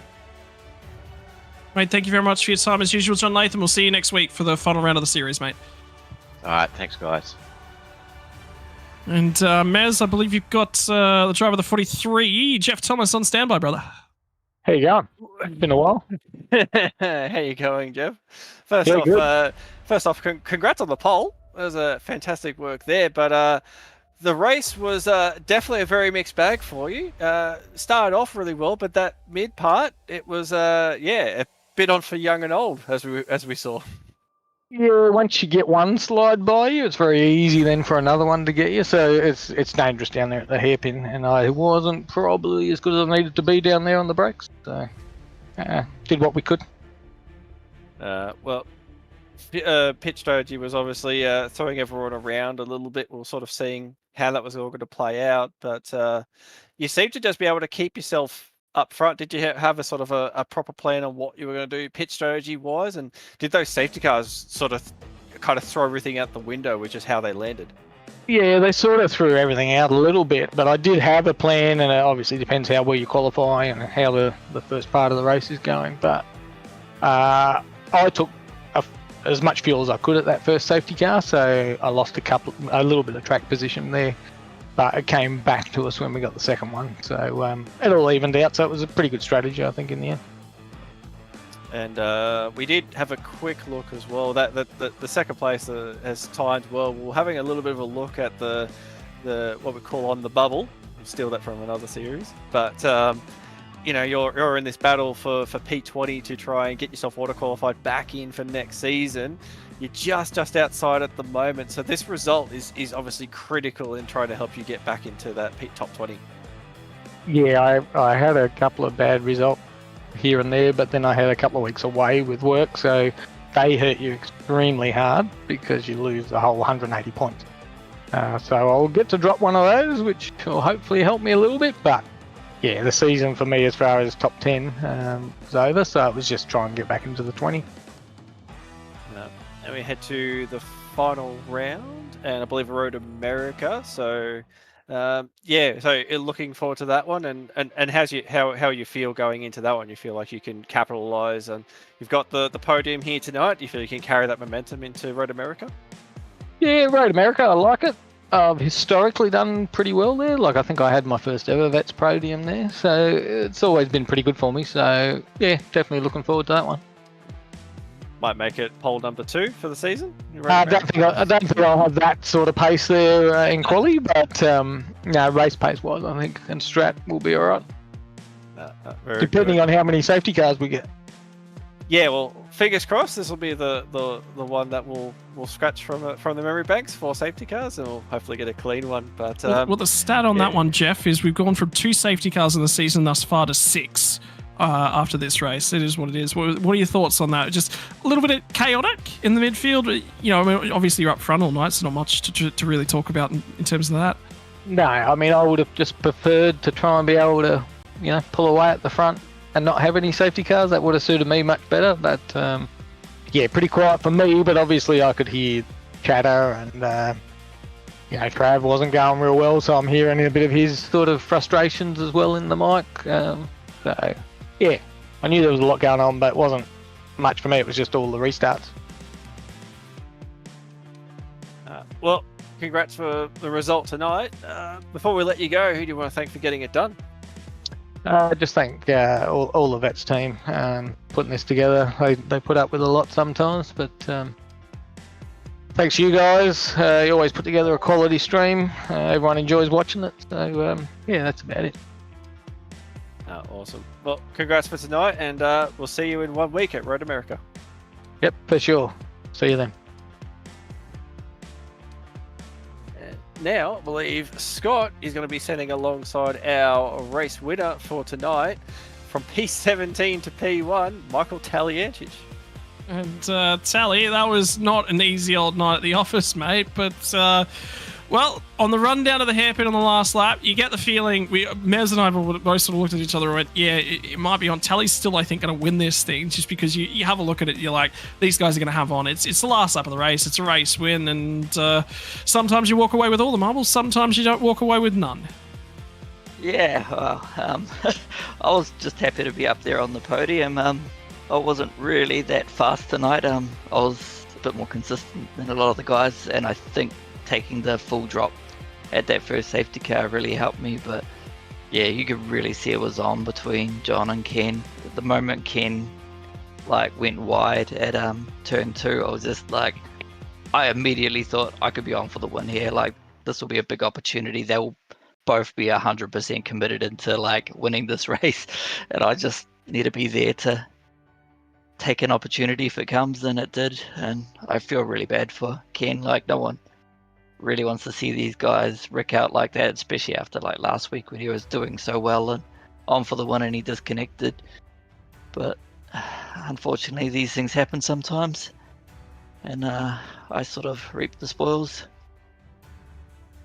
Mate, in terms of things, that was not an easy night to go racing. It's always difficult when you're in just a big pack, A, to pick up your braking marker, B, to see the chaos that's unfolding around you, and C, to just find an empty lane to go through down at that hairpin. It was the site of just so much drama throughout the night. Yeah, there was, I think I witnessed 2 murders tonight. 2 people just flew through there and T-boned the car in front of me. I was just wow, it really makes you jump out of your skin. And it's really easy to do. I missed my brake marker there multiple times tonight. If you're trying to go for the pass, I don't know what other people use for their brake marker, but I'm using the curb on the left, and when you're trying to pass someone, they block your view of all that left side of the track, and all of a sudden you're like, where do I brake? And yeah, I'm very close to crashed into someone myself, and I'm amazed I didn't even blow up my engine trying to avoid it. But yeah, it's very easy to do those mistakes. In terms of things, we now head into the final round of the season next week at Road America. The championship all but locked up. You're going to chill out. It's just going to be relaxed, just to enjoy the racing for what it's worth, and enjoy the final round of the season. Or what's the go from your perspective there? I've been pretty relaxed. I started to build up a bit of a lead in the championship, and I haven't really been so committed to my practice, and I think that's showing in my qualifying, slowly falling back. But when it comes to the final round, you cannot drop that round. So if I crash out, that's it for my championship, and I cannot afford to be starting 17th in a race that important. So I will probably be more committed in the final round than ever. So because if you're up the front, it's so much easier to avoid a lot of that trouble that you end up in the mid pack. So I'll be there trying to pole it. Mate, in terms of things, congratulations here for another race win on the season here tonight. Who's the guys to thank at the Altus Australia outfit? I'd like to thank Racetech NZ, VRS, Logitech, and Altus Engineering, and thanks to you guys in the broadcast, everyone, and Race Control, and yeah, thanks to all the other racers for putting on a good show. Thank you very much for your time, Tally. It's been a pleasure chatting to you as usual, and we'll see you again next week from Road America, brother. Thanks. Have a good night. And that is just about going to wrap it up here from the Hockenheim Ring on a night where a bunch of drivers found it difficult to pull the car up at the hairpin. This is what the point standings look like heading into the final round of the season. There is going to be 1 point separating Ken Latta and Dave Kirby after that last lap incident for Ken Latta. He drops out of second place in the standings. It is going to be a 3-way stoush for second place in the championship. It's not over though, with Michael Taliancic only 78 points up the road.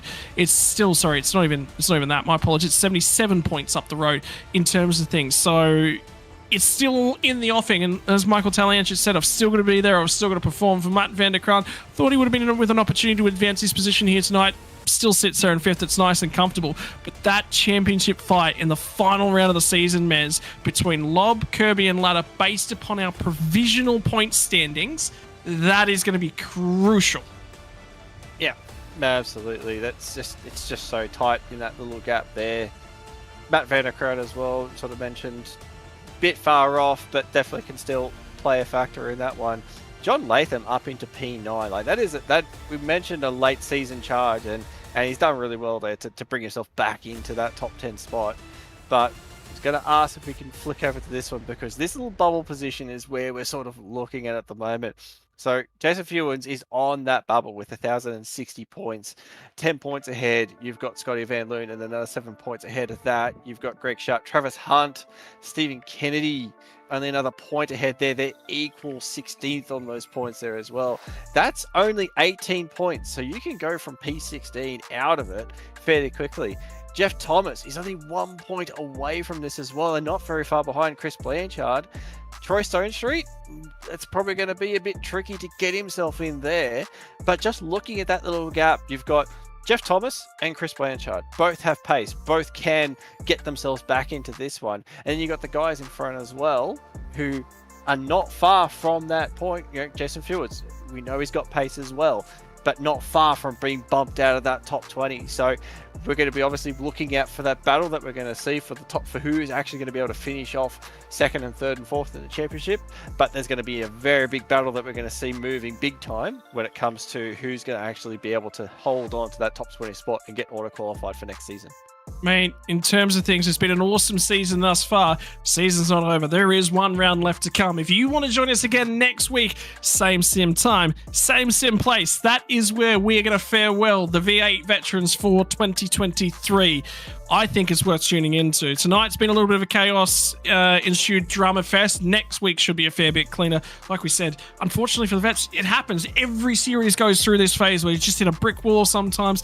Everyone loses their heads. That's not the standard that we're used to seeing from the vets, and I think everyone has just about said, yeah, that's very, very uncommon. That's very unlike the V8 veterans. Next week, what can the standard be like from Road America? You'll have to tune in to find out. From us at SimSpeed, from all the people that make it possible, from Logitech G, from Panamarita, Isuzu Ute, Player One Sim Gear, and Nova Sim Sports. This has been the broadcast of round 9 of the Season 17 Championship of the V8 veterans. We'll join you next week for the championship finale. Scotty Rankin, Simon Mazzomo, see you next week.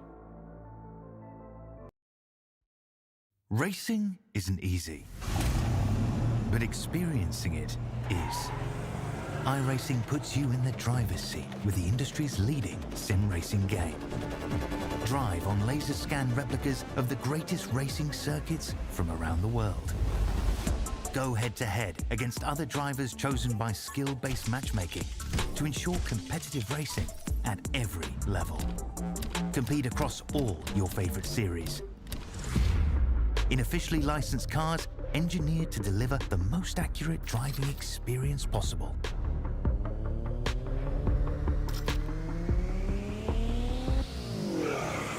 Join a race or host your own with players from across the globe.